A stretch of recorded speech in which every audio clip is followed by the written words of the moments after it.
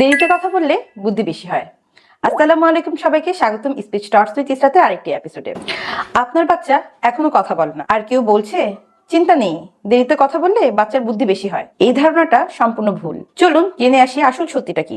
মানুষ যা আমাদেরকে বলে, আইনস্টাইন তো দেরিতে কথা বলেছিলেন, ছেলেরা দেরিতে কথা বলে, এটা স্বাভাবিক। দেরিতে কথা বললে ব্রেন ভালো ডেভেলপ হয়। নো, এইসব শুনে অনেক প্যারেন্টস অপেক্ষা করতে থাকেন, আর বাচ্চার ভ্যালুয়েবল সময়টা নষ্ট হয়ে যায়। আসল সত্যিটা হলো, বুদ্ধি এবং স্পিচ দুটো আলাদা জিনিস। দেরিতে কথা বলা মানে বুদ্ধি বেশি না। স্পিচ ডিলে মানে ব্রেনের ল্যাঙ্গুয়েজ এরিয়াতে ল্যাঙ্গুয়েজটা ঠিকমতো ডেভেলপ হচ্ছে না। এটা একটা ডেভেলপমেন্টাল ইস্যু।